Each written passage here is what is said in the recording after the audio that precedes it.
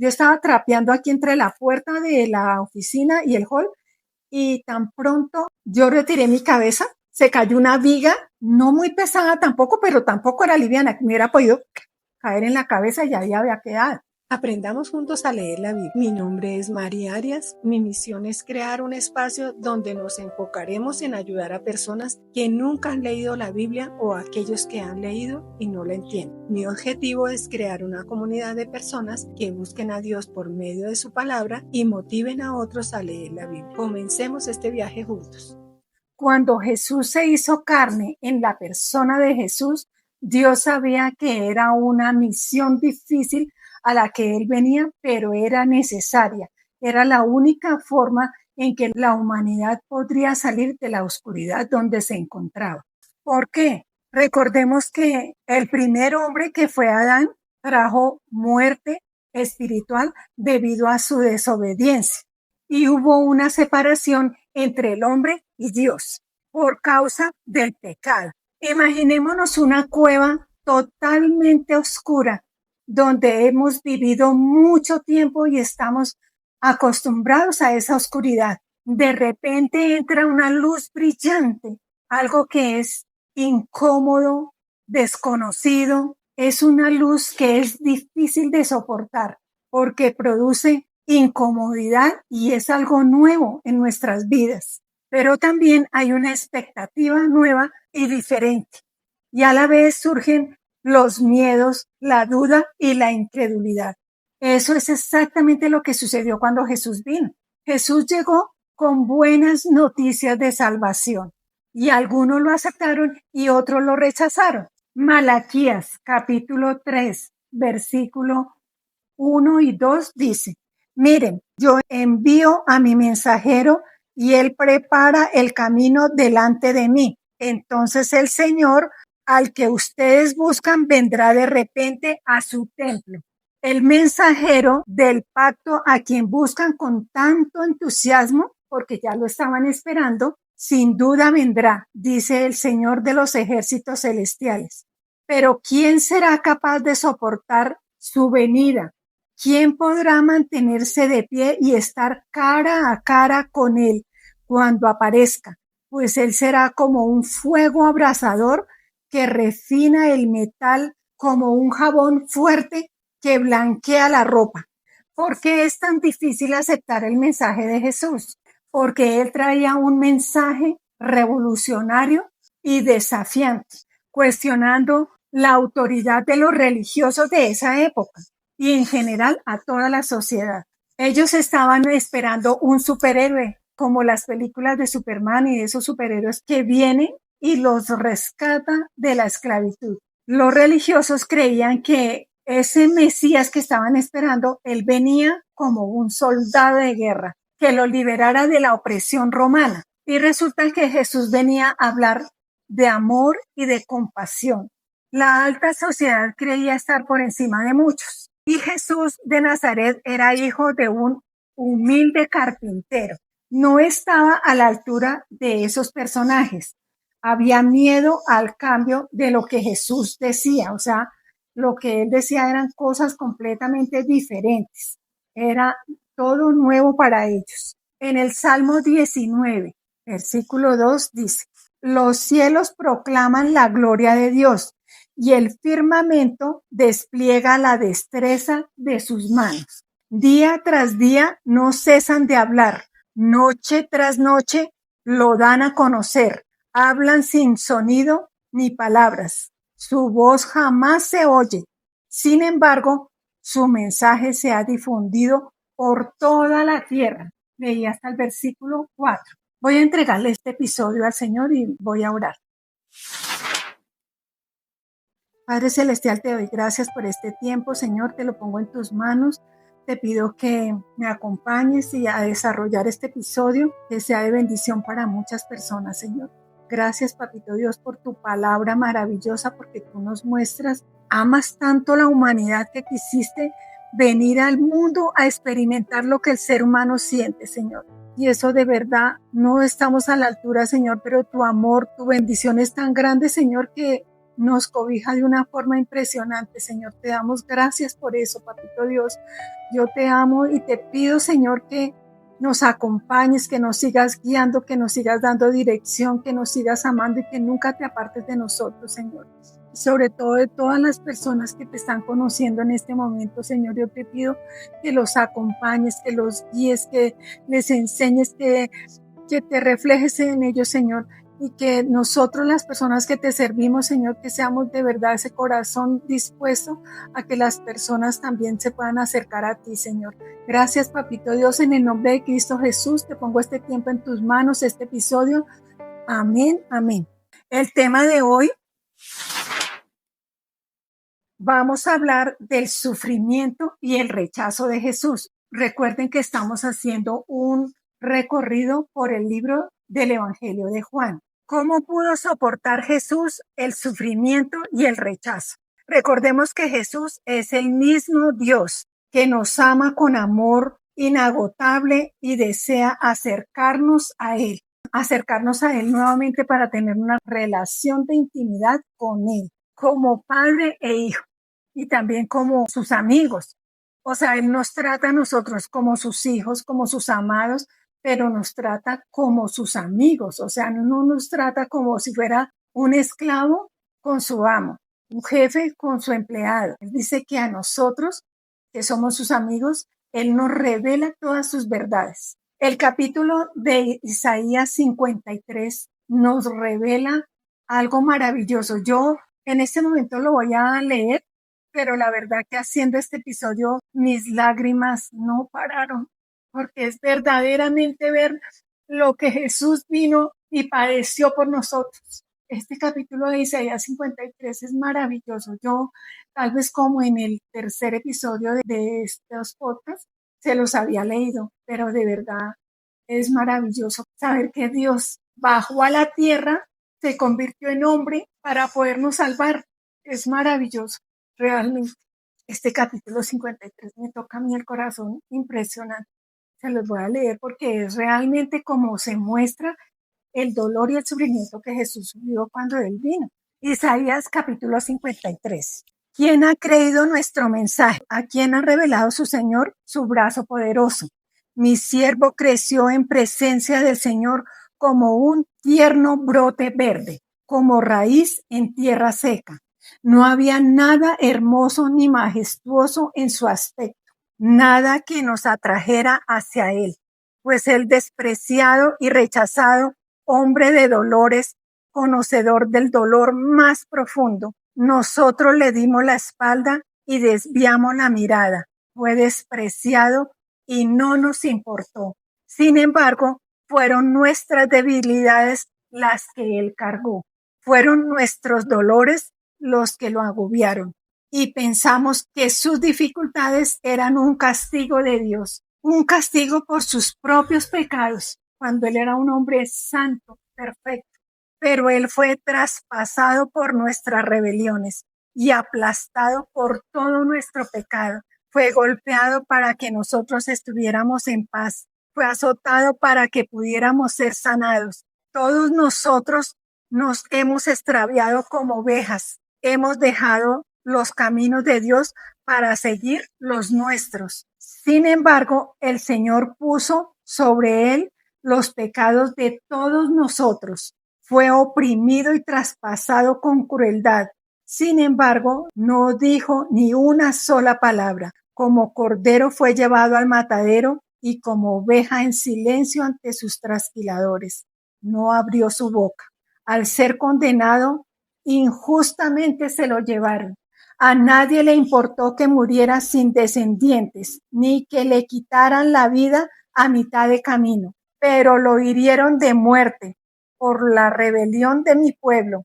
Él no había hecho nada malo y jamás había engañado a nadie, pero fue enterrado como un criminal. Fue puesto en la tumba de un hombre rico. Formaba parte del buen plan del Señor, aplastarlo y causarle dolor. Dios baja a la tierra y se somete a ese sufrimiento de llegar hasta la muerte, a ser maltratado, humillado, golpeado hasta la muerte por nosotros. Sin embargo, cuando su vida sea entregada en ofrenda por el pecado, tendrá muchos descendientes, que son sus hijos. Era necesario que él viniera, sufriera y muriera para volver a subir al cielo. Tendrán muchos descendientes, disfrutarán de una larga vida y en sus manos el buen plan del Señor prosperará. O sea, era la forma de él venir a rescatar a su humanidad. Y el plan de Dios sigue prosperando debido a la obediencia y al sacrificio de Jesús. Cuando vean todo lo que se logró mediante su angustia, quedará satisfecho. Es lo que les acabo de decir. Dios queda satisfecho porque tiene que ser como que todo el peso de nuestro pecado, de nuestra culpa, de nuestra inmundicia, de nuestra enfermedad, de todo lo que vivimos en la tierra, recayó sobre el Señor Jesús hasta el punto de que ya el Señor mismo dijo, ya, completado el trabajo que me mandó a hacer. Y a causa de lo que sufrió, mi siervo justo hará posible que muchos sean contados entre los justos. Recordemos que los justos somos las personas que hemos reconocido esa verdad, que Él vino, sufrió por nosotros y que pagó ese precio tan alto. O sea, esa deuda que nosotros teníamos de pecado, porque nosotros nacimos con esa mancha de pecado. Sí somos pecadores y pecamos porque nosotros pecamos con una mirada, con una palabra, pero no es tanto eso, es que desde el pecado de Adán ya nacimos con esa mancha de pecado. Dios tenía que, su plan era venir a salvar y rescatarnos para podernos acercar nuevamente a Él, porque Él cargará con todos los pecados de ellos. Yo le rendiré los honores de un soldado victorioso. O sea, Dios dice que Él le va a rendir los honores como un soldado victorioso, porque se expuso a la muerte, fue contado entre los rebeldes, cargó con los pecados de muchos e intercedió por los transgresores. Qué lindo, porque ahí Él nos está diciendo que de todas maneras la gente lo juzgó, lo culpó, lo ignoraron, lo rechazaron, pero Él le decía a Dios, Señor, no los culpes porque son ignorantes y no saben lo que están haciendo. Esa era la forma de Él interceder también por los que le estaban haciendo daño. La reflexión de hoy. Tengo varias preguntas que me gustaría que de pronto las contestaran y me las dejaran escritas y yo con mucho gusto las voy a leer. Quiero que se pregunten lo siguiente. ¿Qué significa para ti que Jesús vino a la tierra y la gente no lo reconoció? ¿Cómo se relaciona esto con tu propia vida? ¿Qué implica ser hijo de Dios? ¿Qué significa recibir al Señor Jesús en tu corazón y en tu vida? Ahí sería maravilloso poder leer sus comentarios. Si de pronto tienen alguna duda, alguna pregunta o lo que no entiendan, por favor comenten y con mucho gusto yo les responderé. Recuerda que en el capítulo de Romanos, capítulo 10, versículos del 8 como hasta el 15 por ahí vas a encontrar varias respuestas a estas preguntas. En los 3 años del ministerio del Señor Jesús, Él sufrió un proceso inevitable de dolor, sufrimiento y hasta la muerte física en la cruz del Calvario. Pero luego eso lo conduciría a la glorificación, ascender otra vez al cielo. Después de enfrentar la incredulidad de su gente y también la fe de las personas que creyeron en Él, Jesús sabe que ha llegado el momento y se prepara para lavar los pies de sus discípulos. Y en Juan capítulo 13, versículos 12 al 17 dice, después de lavarle los pies, se puso otra vez el manto y se sentó y preguntó, ¿entienden lo que acabo de hacer? Ustedes me llaman maestro y señor, y tienen razón, porque eso es lo que soy. Y dado que soy su señor y maestro, les he lavado los pies. Ustedes deben lavarse los pies unos a otros. Les di mi ejemplo para que lo sigan. Hagan lo mismo que yo he hecho con ustedes. Les digo la verdad, los esclavos no son superiores a su amo, ni el mensajero es más importante que quien envía el mensaje. Ahora que saben estas cosas, Dios los bendiga por hacerlas. También, como se ha llegado el momento, él lo sabe y predice la traición de Judas. En Juan capítulo 13, el versículo 21 dice, entonces Jesús, muy angustiado, exclamó, les digo la verdad, uno de ustedes me va a traicionar. Los discípulos se miraron unos a otros y sin saber a cuál se refería Jesús, ahí se preguntaron. El discípulo a quien Jesús amaba estaba sentado a la mesa a su lado. Simón Pedro le hizo señal para que le preguntara a quién se refería. Ese discípulo se inclinó hacia Jesús y le preguntó, Señor, ¿quién es? Jesús le contestó, es aquel a quien le doy el pan que mojo en el plato. Ahí se da cuenta que Judas lo va a traicionar y le dice que se prepare y que haga lo que pensó hacer, que lo haga como dicen, rapidito. Conclusión de este tema. ¿Qué aprendimos en cuanto al sufrimiento y el rechazo al Señor Jesús? Ya pasaron más de 2000 años, ya vamos en el 2026, pero la humanidad no ha cambiado mucho. O sea, de pronto han cambiado pues como las costumbres. El mundo sí evoluciona todo el tiempo, pero las personas vivimos como lo mismo. La gente vive en pecado, la gente no ha cambiado mucho. De todas maneras, en este tiempo hay rechazo hacia la verdad y sucede por muchas razones. A veces es porque no se ajusta a sus propias necesidades ni su estilo de vida. Como dicen, no, a mí en este momento ni me hable de Dios. Yo en este momento estoy muy cómodo, yo vivo mi vida, yo me preparo, yo soy bueno, no le hago mal a nadie. Entonces en este momento no lo necesito. Aparte de eso, las personas creen que el portarse bien o hacer buenas obras, eso es suficiente. Dice, pero si yo colaboro, yo doy plata, yo le ayudo a la gente, y eso no es realmente lo que Dios quiere.